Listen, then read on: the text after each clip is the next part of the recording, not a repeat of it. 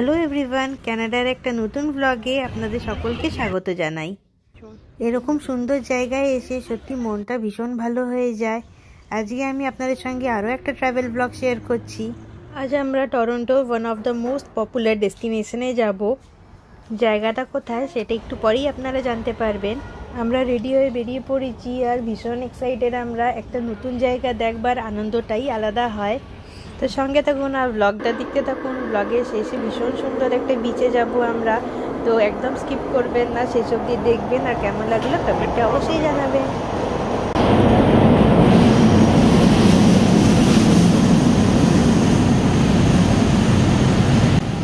আর এখানে আমাদের ট্রেন চলে এসছে আর মনি ট্রেনে উঠে ভীষণ খুশি হয়। এবার বলি আমরা যাচ্ছি স্কারবোরো ব্লফ। ওখানে ভীষণ সুন্দর পার্ক আছে আর বিচও আছে। আর জায়গাটাকে বলা হয় ব্লাফার্স পার্ক অ্যান্ড বিচ। আর বিচের ঠিক সামনেটাই ছোট ছোট টিলা পাহাড়ের রেঞ্জ দিয়ে ঘেরা। তো আমরা ভীষণ এক্সাইটেড দেখবার জন্য, আর সাথে আপনাদেরকেও দেখাবো। তো অনেক কিছু ইনফরমেশান আগেই শেয়ার করে দিলাম আপনাদের সঙ্গে।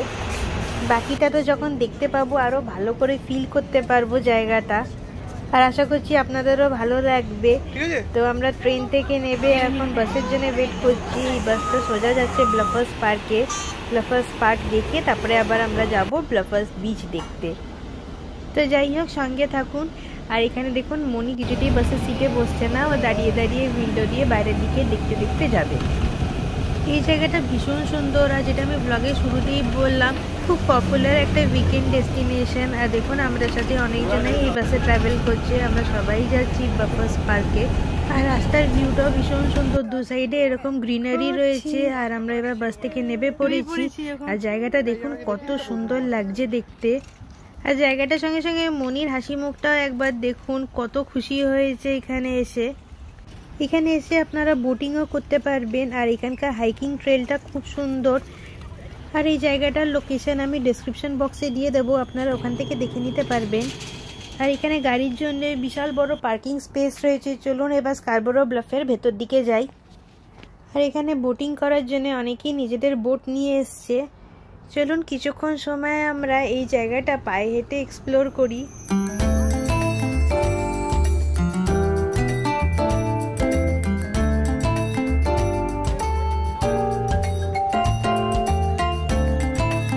দূরে ওই পাহাড়ের রেঞ্জটা এখান থেকে দেখতে অসাধারণ লাগছিল। আর এই দিকটায় দেখুন প্যাডেল বোর্ডিং করানো হচ্ছে। আর এখানটা আমাদের ওয়াক করতে বেশ ভালোই লাগছে। এখানে উইকেন্ডে অনেকেই ফ্যামিলির সাথে সময় কাটানোর জন্য চলে আসে। আর এখানে দেখুন কিভাবে বোটটাকে আস্তে আস্তে করে জলের মধ্যে নামানো হচ্ছে।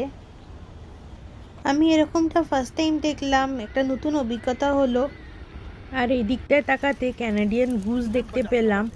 আমি তো জানতাম না, ওদের সামনেই চলে গিয়েছিলাম, বাট ওরা অনেক সময় অ্যাগ্রেসিভ হয়ে যায়, তো কামড়ে দিতে পারে, তাই জন্য একটু ডিস্টেন্স মেনটেন করাই ভালো।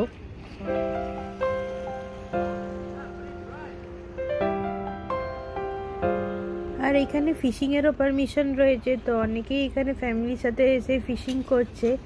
আর সামার টাইমটা এখানে ভীষণ ভালো লাগে, ওয়েদারটাও ঠিক থাকে, তো খুব ভালো করে এনজয় করা যায়।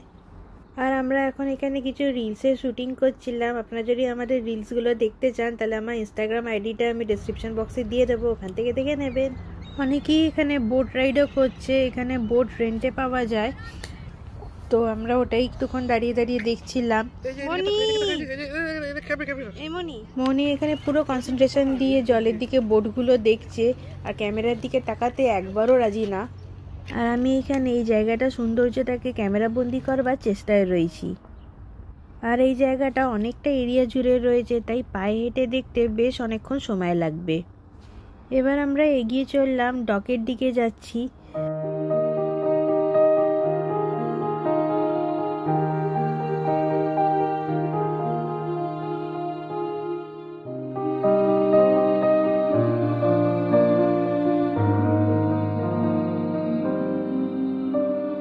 জানেন তো এখানে ভীষণ সুন্দর হাউস বোট রয়েছে, আপনাদের ওটাই দেখাতে এখানে এসছি। দেখুন কত সুন্দর দেখতে হাউস বোটগুলো, জলের ওপরে কত সুন্দরভাবে বাড়িগুলো ভাসছে দেখুন। আমরা এখানে ফার্স্ট টাইম এসছি। এখান থেকে ক্যামেরাটা ঘুরিয়ে দেখাচ্ছি, দেখুন কত সুন্দর ভিউটা লাগছে দেখতে। টরন্টোর ফ্লোটিং হোমস বলতে এই জায়গাটাকে বোঝানো হয়। এখানে দেখুন বাড়িগুলো পুরো জলের ওপরে ভাসছে।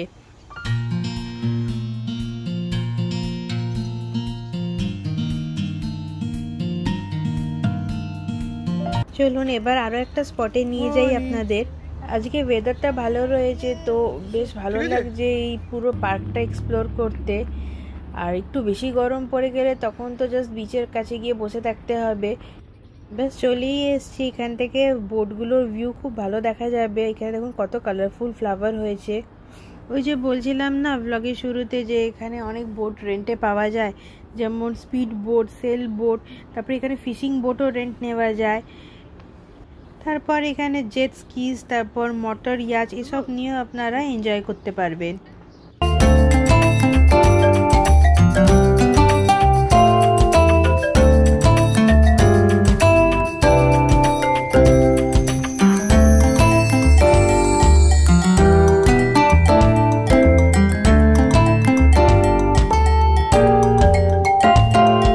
কিছুক্ষণ সময় এখানে ফটোশ্যুট করে তারপরে এখানকার গার্ডেনটা ঘুরে দেখছিলাম। আর এখানে জানেন তো খুব সুন্দর পিকনিক এরিয়াও আছে, অনেকেই এখানে এসে পিকনিক করছে।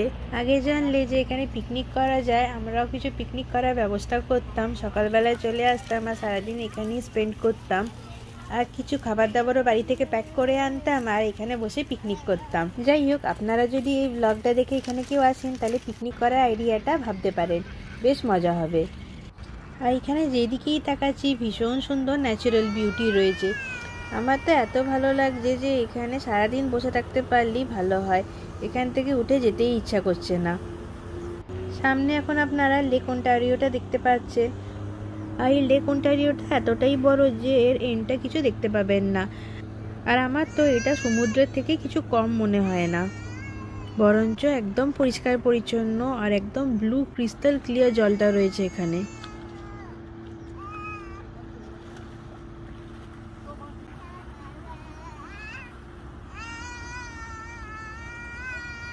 বেশ আর কি, আমরা এখানে বসে বসে কিছুক্ষণ সময় কাটাচ্ছিলাম আর অনেক মজা করছি। আর আমার তো ফটো সেশনে শেষই হচ্ছে না। এত সুন্দর জায়গায় এসে যদি ব্লগই না করলাম তাহলে আর কি করলাম। আর এখানে এসে মনিও ভীষণ হ্যাপি, ও জাস্ট বাড়িতে না থাকতে পারলেই হলো, তারপরে যেখানেই নিয়ে যাওয়া হোক ও সেখানেই খুশি থাকে। আর এখানে এত সুন্দর একটা জায়গায় এসে যে কারোর মন ভালো হয়ে যাবে। বাচ্চা তো ওদের বাড়ি থেকে বাইরে নিয়ে বেরোলে ওরা অনেক কিছু নতুন নতুন জিনিস দেখতে পারে, বুঝতে পারে। আমাদের আশপাশ থেকে ওরা অনেক কিছু নোটিস করে, অনেক নতুন নতুন অ্যাক্টিভিটিস দেখে এবং ওটা শিখতে পারে। তাই জন্য বাচ্চাদেরকে নিয়ে আমি তো মনে করি বাইরে বেরোনোটা ভীষণ ইম্পর্টেন্ট। চলুন এবার তাহলে এই জায়গাটা থেকে আস্তে আস্তে করে এগোই। আর যেতে যেতে যতটা সম্ভব আপনাদেরকে এই এরিয়াটা দেখাবো। তবে এখান থেকে আমরা যাব বিচে, তো অবশ্যই সঙ্গে থাকুন আর ব্লগটা শেষ অবধি দেখবেন। আর এখানে ওয়াশরুমেরও সুব্যবস্থা রয়েছে। একটু এগোতেই মনির চোখে পড়লো আইসক্রিমের গাড়ি। সে মেয়েকে কি আর থামানো যায়? আইসক্রিম ট্রাক থেকে বায়না শুরু, আইসক্রিমও নেবেই। তো আমরা এখানে আইসক্রিম খাবো ঠিক করলাম। আর এমনিতেও আমরা এখানে কোনো রেস্টুরেন্ট বা ক্যাফে সেরকম কিছু দেখতে পাচ্ছি না, তো ভাবলাম ঠিক আছে চলো আইসক্রিমই খাওয়া হোক।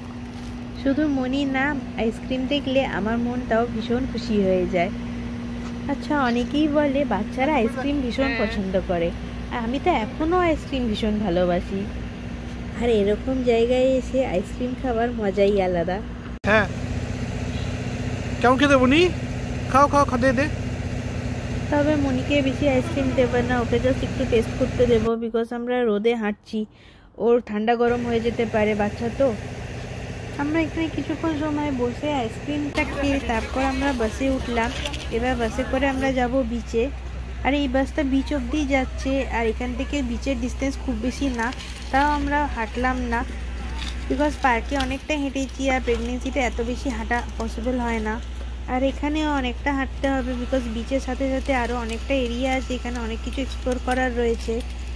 চলুন তাহলে আস্তে আস্তে করে এগোই। আর কেমন লাগছে ব্লগটা কমেন্টে অবশ্যই জানাবেন।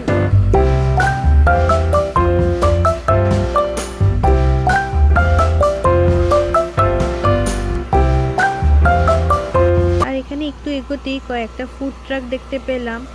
আমি যেটা বুঝতে পারলাম এখানে সেরকম রেস্টুরেন্টস নেই, যেটুকুনি খাবার দাবার পাওয়া যায় এই ফুড ট্রাক থেকেই নিতে হয়।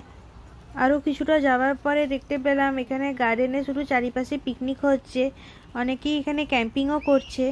আর এই দিকটা তো প্রচুর বোট দেখা যাচ্ছে, প্রচুর লোকজন এসছে দেখলাম। আর এই জায়গাটা পিকনিক স্পট বলে বুঝতে পারলাম।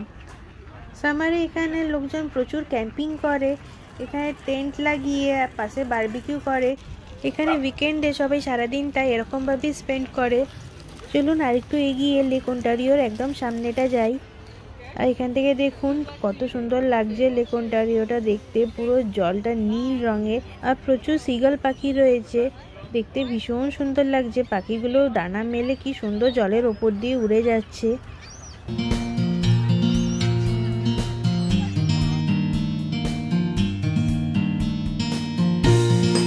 মনি এবার ঘুমিয়ে পড়েছে, তো আমরা কিছুক্ষণ সময় এখানে গাছের তলায় বসে রেস্ট নিচ্ছি।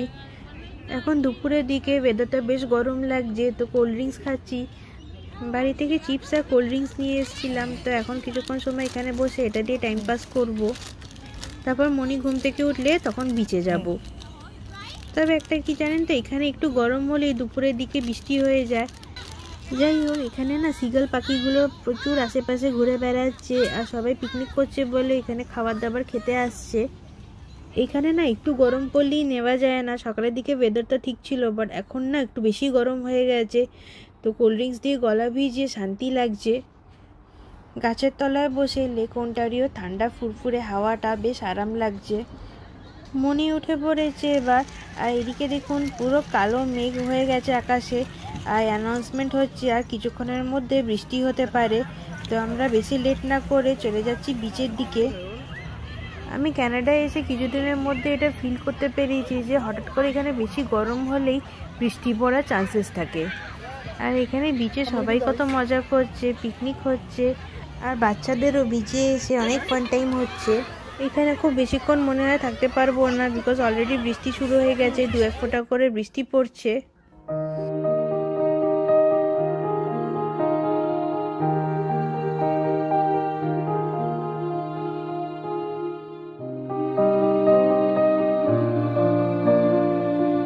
এত সুন্দর জায়গা থেকে বাড়ি যেতেও মন হচ্ছে না। এখন ভাবছি যে একটু আগেই বিচে চলে আসলে ভালো হতো, কিছুক্ষণ সময় এখানে কাটাতে পারতাম। মনি একটুক্ষণের জন্য উঠেছিল, আবার বিচে ঠান্ডা ফুরফুরে হাওয়া পেয়ে ঘুমিয়ে পড়েছে। ওকে আর ডিস্টার্ব করবো না, ও যতক্ষণ ঘুমাচ্ছে আমরা 2-1টা ফটো ক্লিক করে বাস স্টপের দিকে এগোবো। এখান থেকে বাস স্টপটা বেশ কিছুটা হাঁটা পথ, আর যদি জোরে বৃষ্টি চলে আসে তাহলে মুশকিলে পড়ে যাব।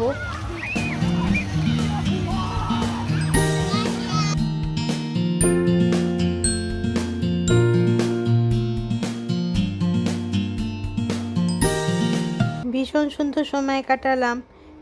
এরকম বৃষ্টি সারাদিন হলে ভালো করে ঘুরতে পারতাম না।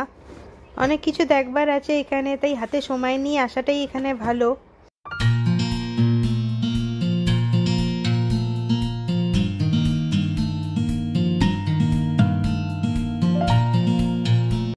এবার বাড়ি ফেরার পালা। আজকের ব্লগটা তাহলে এখানেই শেষ করব। ব্লগটা কেমন লাগলো জানাবেন। কানাডায় এরকম নতুন নতুন ট্রাভেল ব্লগ দেখতে হলে আমার চ্যানেলটাকে সাবস্ক্রাইব করতে একদম ভুলবেন না।